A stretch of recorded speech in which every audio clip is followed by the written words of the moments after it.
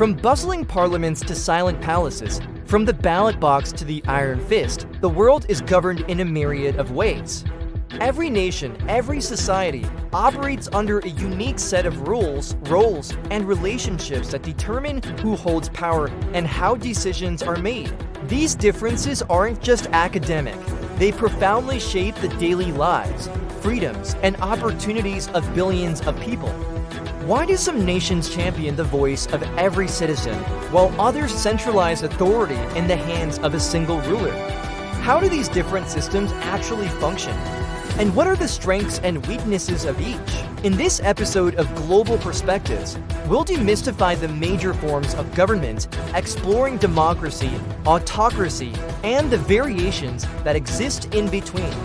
In our previous exploration, we defined politics as the process of collective decision-making, driven by the exercise of power within a society, structured by systems of governance. Today, we delve deeper into that structure of governance itself. Different forms of government are essentially different blueprints for how power is acquired, distributed, and exercised within a nation. Understanding these forms is crucial for navigating the complex global landscape. It helps us analyze international relations, comprehend different societal values, and critically evaluate the systems that shape our world. Let's begin by understanding why such diversity exists. Why has humanity developed so many different ways to govern itself? There's no single answer, but a combination of factors. First, historical context. Many systems are legacies of past conflicts, revolutions, or cultural evolution. Second, philosophical ideals. Different societies prioritize different values, whether it's individual liberty, collective harmony, economic equality, or religious doctrine. Third, economic realities is the availability and distribution of resources can influence how power is structured. Fourth, cultural values. A society's traditions, beliefs, and social norms often dictate what kind of leadership it accepts or prefers. Fifth, responses to conflict. Governments can arise from a need to maintain order or to centralize power in times of crisis. No single form of government is universally perfect, as each carries inherent trade-offs between values like freedom, order, efficiency, and equality. But understanding their underlying philosophies and mechanisms is key.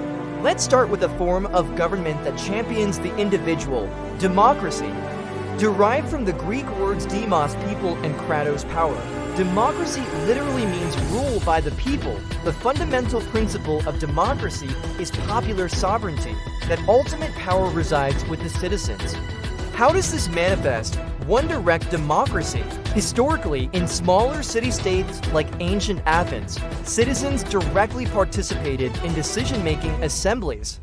To representative democracy in larger modern nations, citizens elect representatives to make decisions on their behalf. Think of parliaments, congresses, or assemblies. These representatives are accountable to the people through regular, free, and fair elections. Key characteristics of a functioning democracy include rule of law. Everyone, including those in power, is subject to the law. Protection of rights. Individual liberties, such as freedom of speech, assembly, and religion, are typically enshrined and protected. Transparency and accountability. Government actions are largely open to public scrutiny, and officials can be held responsible for their conduct. Multiple political parties, allowing for diverse viewpoints and peaceful transfer of power. The strengths of democracy are its capacity for self-correction, its protection of individual freedoms, and its inherent accountability to the populace. However, it can also be slow to make decisions, susceptible to populism, and sometimes struggle with the tyranny of the majority, where minority rights might be overlooked. On the opposite end of the spectrum from democracy lies autocracy, a system where power is concentrated in the hands of a single individual or a small, self-appointed group, with little or no constraint from the public or legal bodies. Liking this so far, smash that like button and subscribe for more. You won't want to miss what's next. There are two primary forms of autocracy. First, monarchy. This is a system where a single ruler, usually a king or queen, inherits their position through heredity. In absolute monarchies, the monarch holds supreme and unchecked power, for example, Saudi Arabia today. In constitutional monarchies, like the United Kingdom, the monarch's power is largely symbolic, with real power resting with an elected parliament. Our focus here is on the absolute form for contrast, second dictatorship. This is a system where a single individual, the dictator, holds absolute power, often seized and maintained by force or coercion. Dictatorships typically suppress dissent, control information, and limit individual freedoms. They can be authoritarian, focusing on political control, but allowing some economic or social freedom. Totalitarian, seeking to control all aspects of public and private life, including thoughts and beliefs, often through extensive surveillance and propaganda.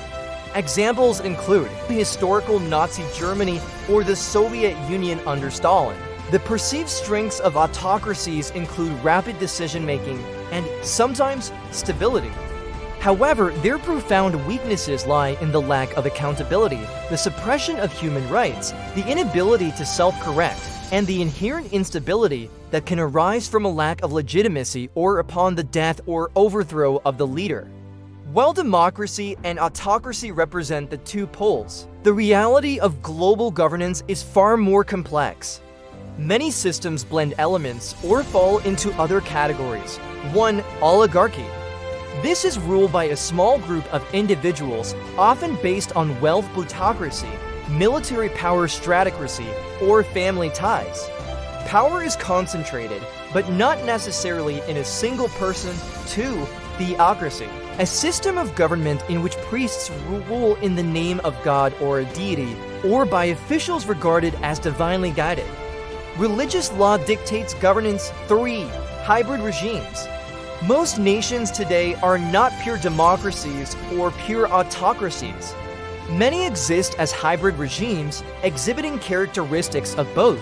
They might hold elections, but with significant restrictions, or have some semblance of democratic institutions while power remains highly centralized. This spectrum of political systems is constantly evolving. Understanding these forms of government is more than just learning definitions. It's about recognizing the frameworks that shape societies, influence human rights, and drive international relations.